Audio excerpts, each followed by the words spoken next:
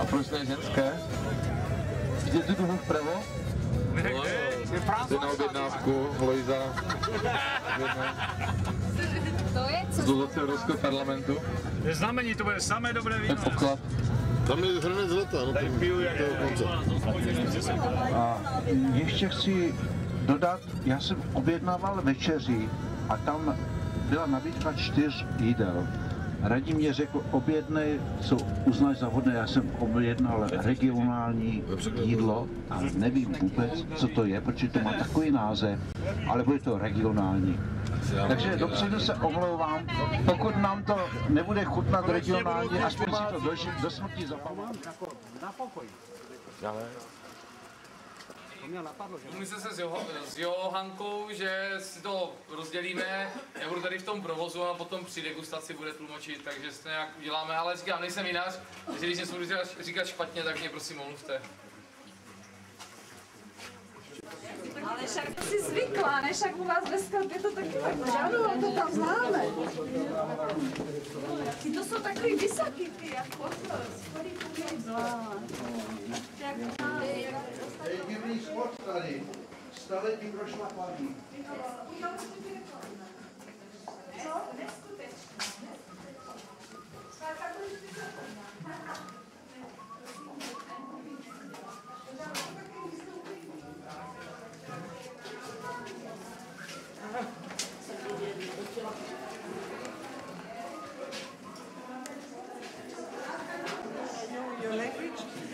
Jediné slovo, které zná v češtině, dobrý den a pivo.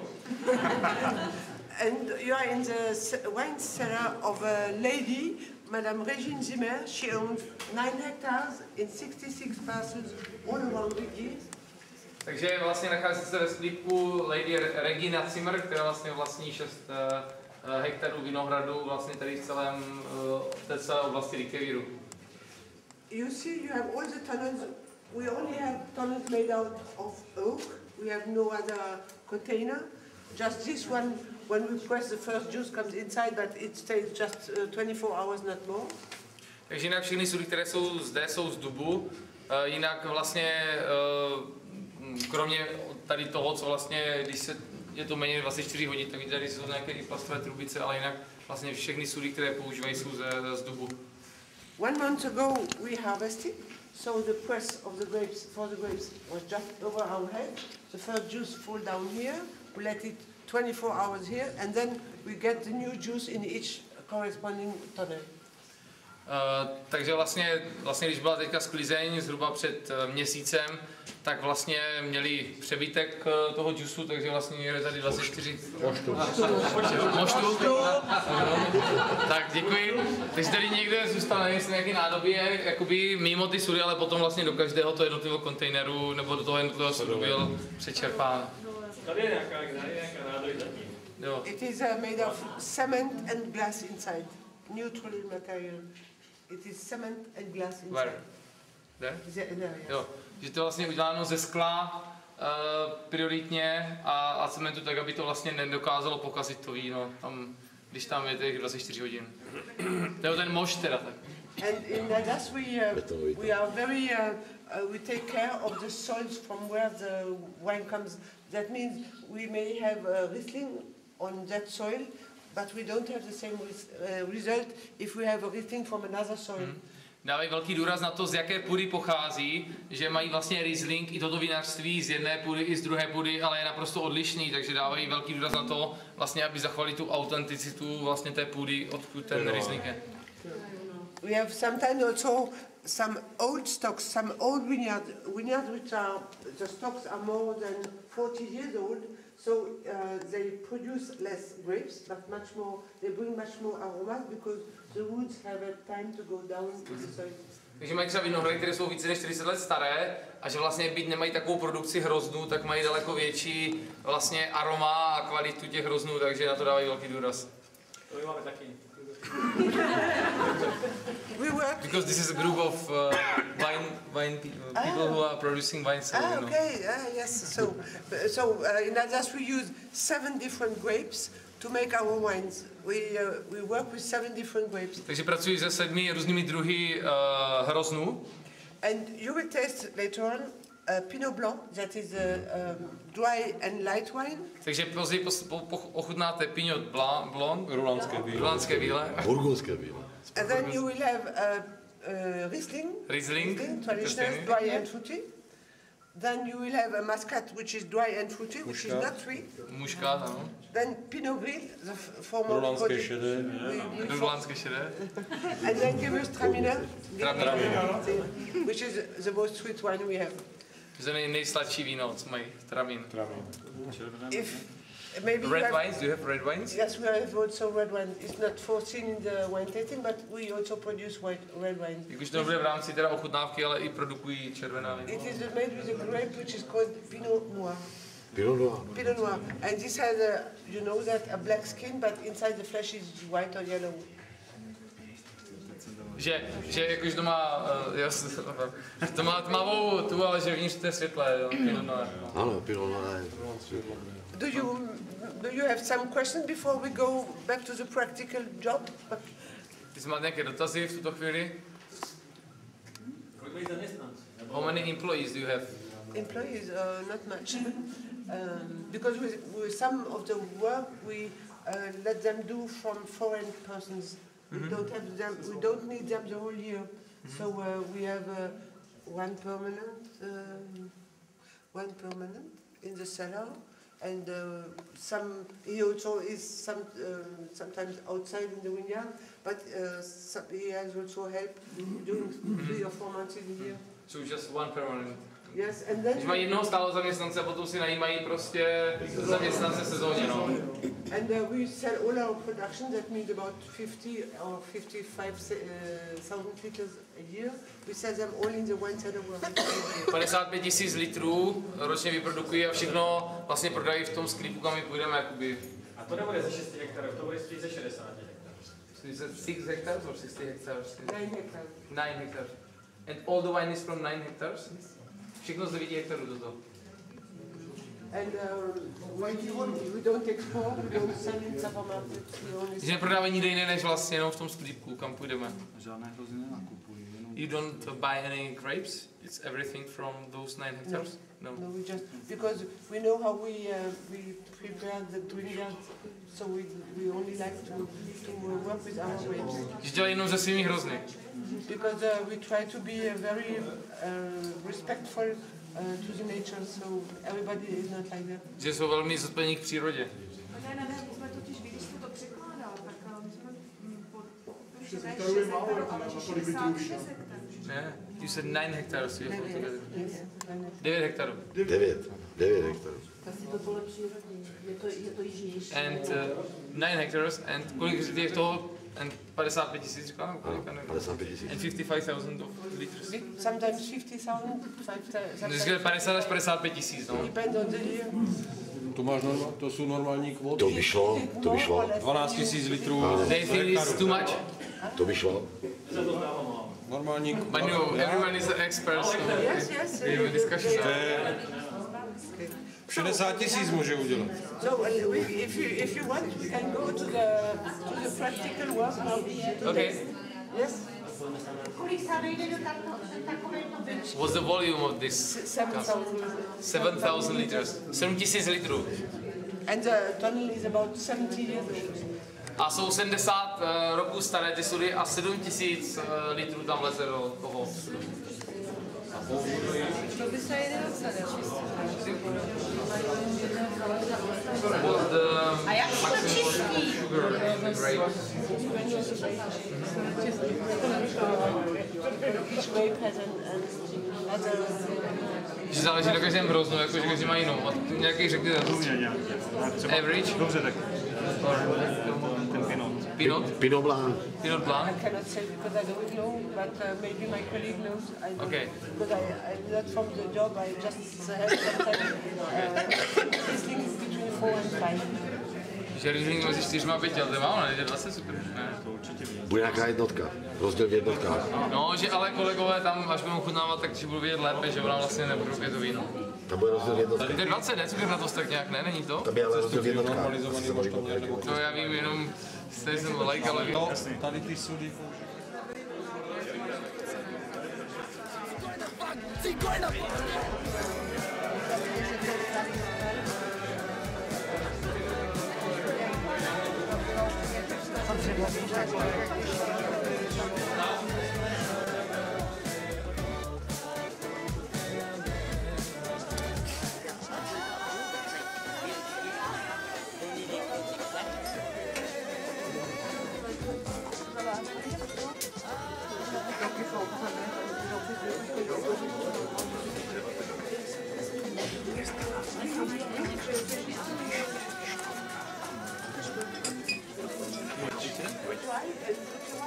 Je to suché a takové s ovocnou příchutí víno.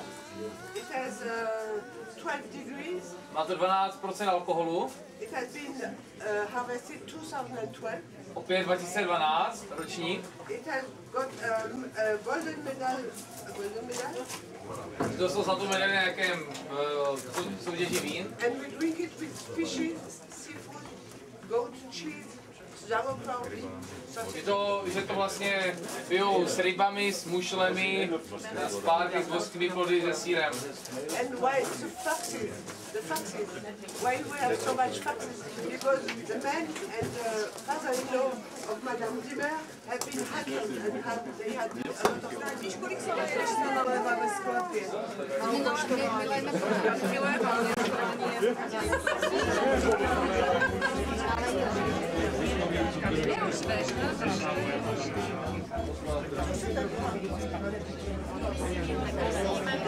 No ještě to těmu Jirkovi nalej. Ty bož, to budeš poslat dál. Ano, to si nalíte. A který vlastně pijeme?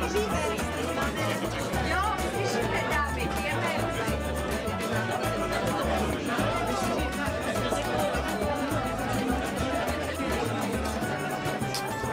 Ježí, pojď si stávat ťupku. Aj tu europoslankyňu, no, šipek,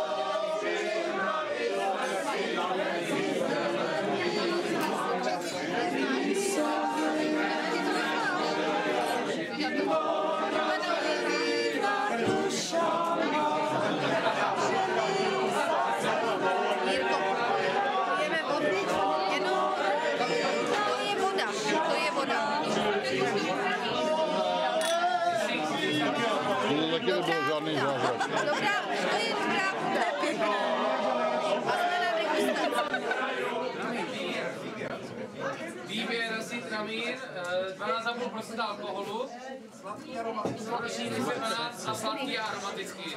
22%. 12,5. My chceme tvrdé víno, ne sladké. Postupně To první bylo dobré.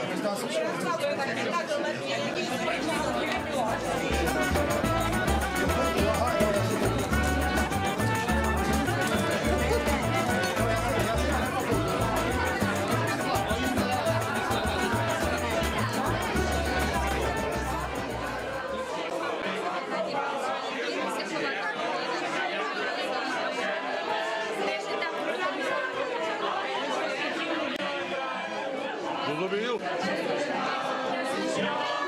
Naše růženy. Oni si myslí, že nás tady prohája už. Dívej, schválně. No, právě projekt. Ale na to si aspoň etikety. Protože ve zprávách to nebude, že on říká. A prosím tě, všecko vypili Ilčíci, ano, to tam taky jako nechte.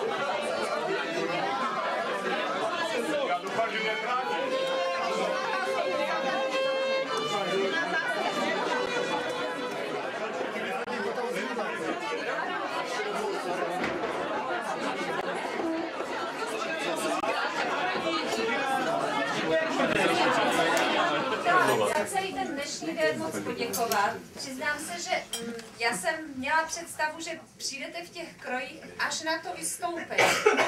A to, že jste přišli už hned na začátku, v těch 9 hodin, tak to bylo pro mě velké překvapení. Ale zvládli jste to výborně a myslím, že jste tím prokázali takovou tu národní hrdost, že prostě Moravané, kteří prožívají tu svoji historii a jsou na ní hrdí, tak se prostě nestydí přijít v těch svých krojích a přinést i tady tuto takovou pozornost a přenést tu pozornost na nás, na Moravané tady do Evropského parlamentu. Ono se totiž říká, že Evropa je společenstvím regionů. Protože moc věcí se jenom říká, ale v podstatě to třeba potom není pravda. Takže vy jste prokázali to, že ty regiony skutečně žijí a že to není jenom historie, samozřejmě, která tady byla, ale že si ji umíme připomínat a že jsme na ní hrdí a že s ní žijeme prostě dál. A já mám takové kartičky, které možná vám rozdám ještě, kolik jich zbylo, nevím, ale já jsem tam v červnu, když jsem byla zvolená, tak mým motem na webu je, že jsem hrdá na to, že jsem vaší poslankyní za Českou republiku. A ono to tak prostě je. Ale také pravda je, že sama bych se tam nedostala, do tohoto Evropského parlamentu, nedokázala bych být zvolena bez pomoci lidí, kteří jsou tady se mnou, ať už je to Karla Vaculínová, Eduard Hulicius a další. A určitě bych nedokázala být potom dobrou poslankyní dál, protože spoustu lidí se stane poslancem, ministrem, senátorem a zapomenou. Stane se z nich někdo jiný. A to já prostě nechci. Takže já jsem moc ráda, že jste tady, nejenom, že jste připomněli, že existuje nějaká Morava, Vacenovice v Evropském parlamentu, že prostě jsme živí lidé, kteří jsou hrdí na svůj zem, že jsme tam zaspívali tu hymnu, ale věřím, že budete i nadále i mě připomínat, že očekáváte, že za tu Českou republiku, za Moravu, za vaše zájmy budu bojovat v Evropském parlamentu. Ono to totiž vůbec není lehké. Takže já vidím už Vlaďku, jak se usmívá, protože ví, že je potřeba mě občas jako vyburcovat, probudit a říct tak a tak. Já věřím, že mezi vámi bude hodně lidí, kteří mě napíší, ozvou se a moc bych si přála, aby třeba za těch 5 let, abychom měli co bilancovat. Spoustu poslanců začne tu práci tím, že chtějí za 5 let pokračovat, že vědí, že budou pokračovat, to je jejich cíl. A od té chvíli nedělají nic jiného, než píší, pracují, dívají se na to, aby za 5 let měli úplně stejné postavení. To není můj cíl. Můj cíl je tady odvést nějakou práci, která bude někde vidět. A jestli si budeme myslet, že ta práce byla dobrá, že měla smysl, tak pak ano, budu chtít možná pokračovat. Ale já to dnes nevím, protože já nevím, jestli se mě to povede. Takže to je jakýsi plán, s kterým jdu. Jsem moc ráda, že mám lidi, kteří mě řeknou pravdu do očí. Je potřeba, aby i Evropská unie se pořád vracela k těm svým kořenům, aby to nebyla parta lidí, kteří prostě zapomněli na to, proč tam jsou, že jsou tam kvůli vám. Kvůli lidem, kteří prostě žijí kdesi v České republice nebo kdesi ve Francii, aby tam nehráli divadlo, ale aby jsme dělali něco pro to, aby Evropa žila dál společně. Upřímně řečeno, jestli se nám podaří, že bude nějaký bezolovnatý benzín mít tolik kolová a bude takový čas společný, nebo budou ty okurky zahnuté a účinnost taková a co trochu politiku děláme, tak ji děláme právě proto, aby se těm lidem žilo líp a snažíme se to dělat, jak nejlíp umíme a přesně tak to cítíme. Takže je moc dobře, že jsi to vlastně řekla za nás. A strašně moc děkujeme, protože pro nás to byla velká podsta, jako pro obec, že jsme se mohli jet. Jako první samozřejmě, ale taky pro nás byla podsta i to, že jsme si dali ty kroje a všichni jsme to přesně tak cítili, že mnozí z nás jsme si ty kroje dali po mnoha letech. A najednou jsme tu hrdost cítili, my v sobě máme, protože žijeme v tom kraji, máme rádi ty písničky a všechno, strojíme do toho děti, ale že jsme si to dali opravdu po mnoha letech a strašně rádi a strašně jsme si to užili, takže děkujeme mi za to. No a já nevím, děkujem Vledce taky, že nám to umožnila vlastně tady být celému týmu a všem a bylo to strašně.